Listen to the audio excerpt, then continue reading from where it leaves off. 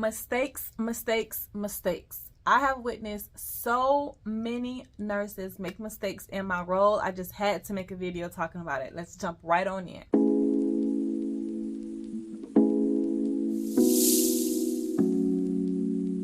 Mistake number one, never get too comfortable. When I tell you people are so used to doing these routines, it may seem monotonous. It may seem like they're just continuously doing the same thing every single day.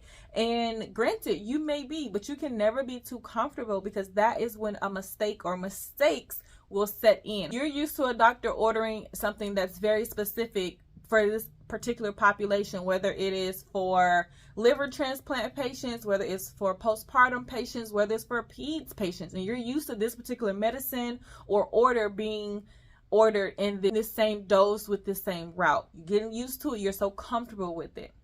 You decide to just not go ahead and look at the order, because you know that this patient, because of the population that you are serving, have this exact same medication ordered for just about every last one of their patients. So instead of doing your due diligence, what you're doing is just going off of what your history has been in that department and just using your context clues and saying, oh, well, you know, the doctor ordered this, I'm just going to go ahead and give it, without actually checking the order to see if anything had changed, to see if it had even been discontinued. Maybe the patient had maybe the patient had an allergic reaction to it during the prior shift, and now the doctor has discontinued it, but you wouldn't know. Another example is if you were just kind of copying and pasting the previous shift's documentation without actually reading notes, looking at orders, actually even seeing and assessing your patients beforehand. You're just literally going into the chart, realizing, oh, this patient is most likely stable. Let me just copy and paste. I've had instances happen where I go behind a nurse because now it's my shift, and the nurse documented that the patient had bilateral pedal pulse when in fact the patient was an amputee in one of the legs. Like, how is that possible? It's because what she did was she copied what someone else wrote beforehand, and which that nurse, of course, was wrong. And instead of actually going in to assess her patient, or going back to change it, because once you assess your patient, hopefully you'll be like, okay, maybe I've learned my lesson. Maybe I need to not just hit copy and paste someone else's assessment without actually going to see what the patient's presentation is. Now, granted, documentation in a lot of facilities can be pretty hard, pretty strenuous. So it might seem like putting WNL or within normal limits for everything is the right thing. I'm not saying that it's not wrong. I do agree that some documentation systems need to have that option, but there are some that don't. And even if some have that WNL option, still go ahead and assess your patient, and don't just take someone else's word for it from the prior shift, because now if something were to actually happen to that patient, they're going to go back and see, gosh, how did this nurse, and this nurse document that this patient had bilateral pedal pulse when they had an amputee 2 years ago?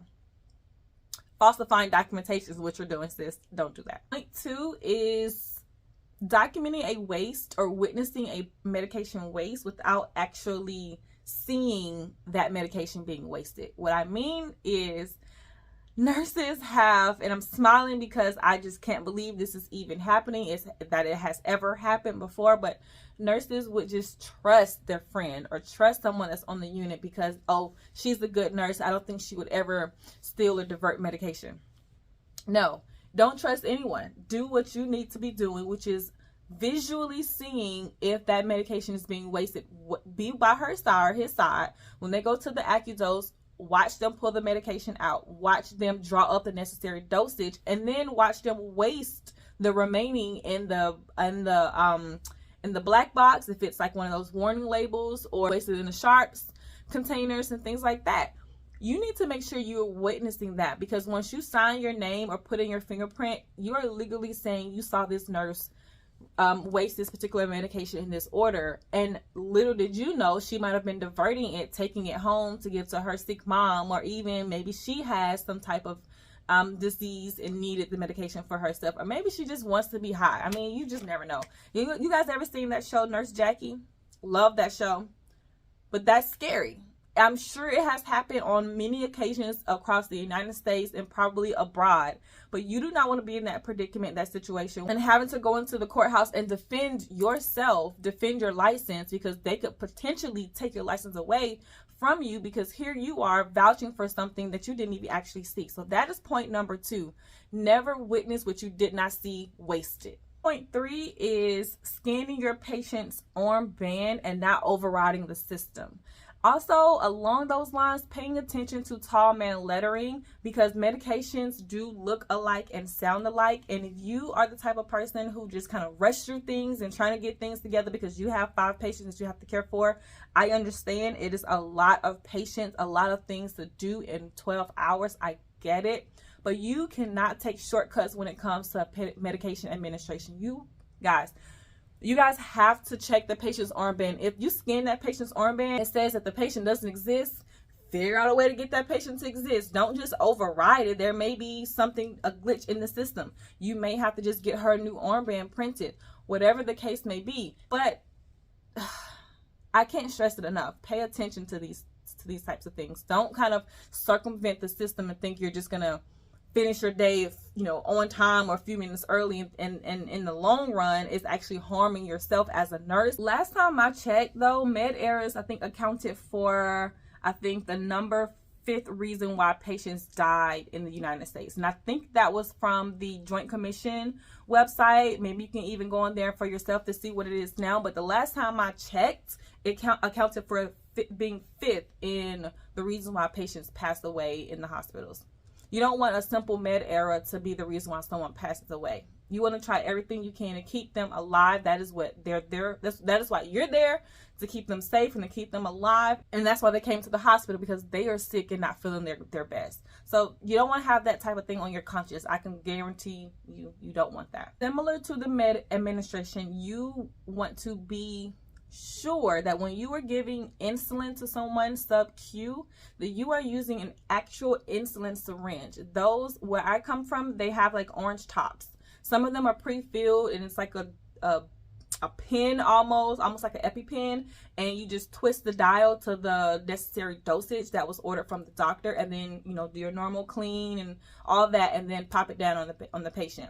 But if you don't have that pen, if you don't have that particular pen for this medication, you have to draw it up yourself in an insulin syringe.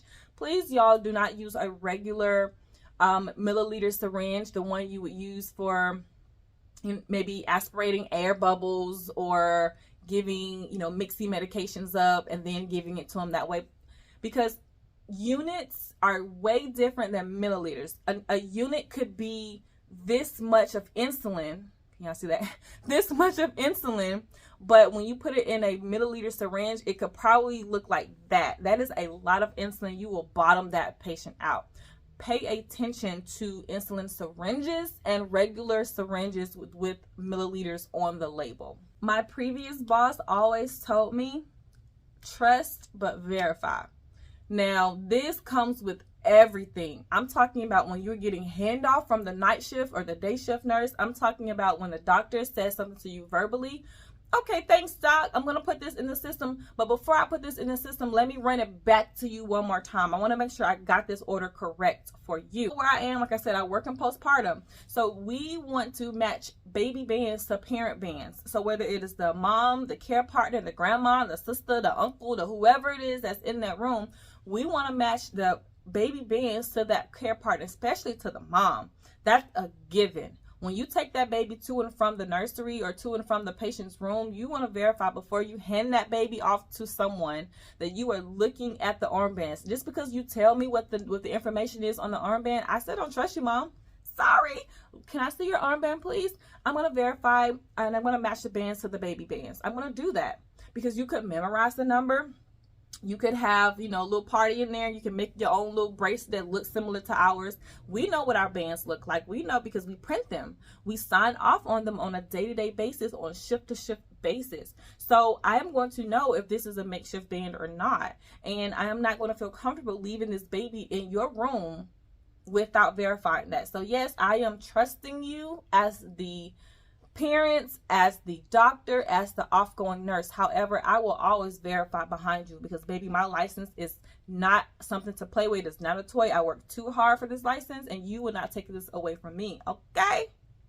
Hey, just popping in. If you found this video very interesting and helpful, please check out my other video. It's titled How to Survive Your First Year as a Nurse. I will pop it right here in the cards. Point 6 is not reading your doctor's notes, your clinical notes, or the nurse's notes from the prior shift. Sometimes doctors and nurses write communication orders as well. So you might see it in a different format, but just realize that that's something you would need to look at to see if anything had changed for your patient for that particular shift.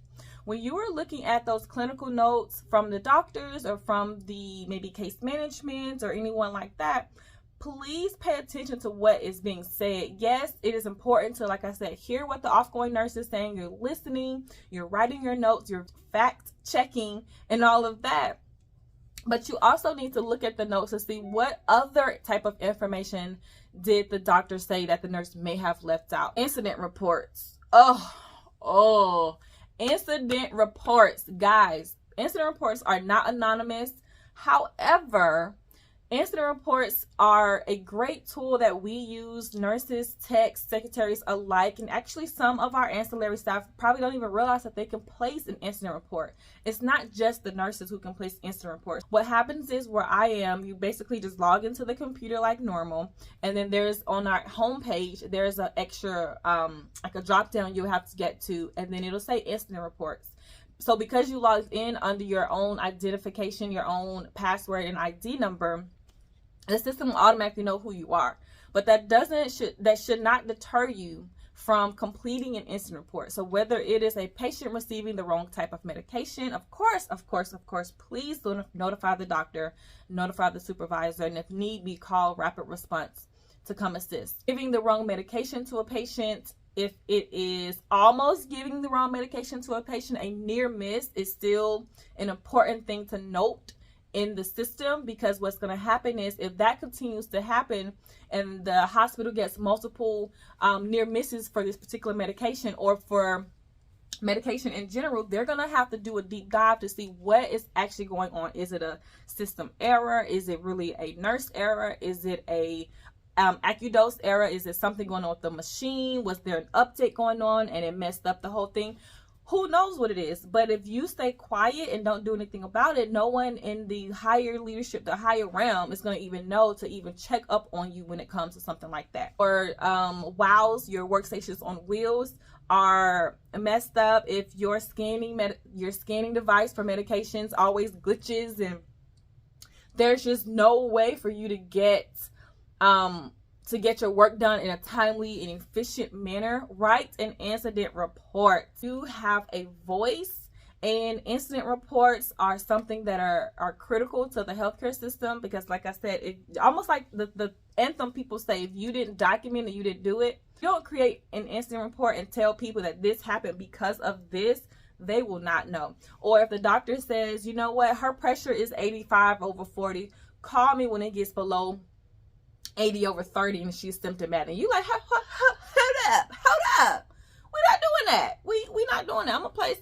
I'm gonna elevate chain of command. I sure will. I'm hitting all the buttons. I'm calling all the calls. I'm calling all the people. We're doing that because, like I said, my license is something I work extremely hard for. You guys have no idea my background when I tell you I have been in some crazy situations growing up, and that was the only way out for me, was to go to school. So that's exactly what I did. So I am not risking anything for anyone. 8 is reporting when a patient is having a change in condition.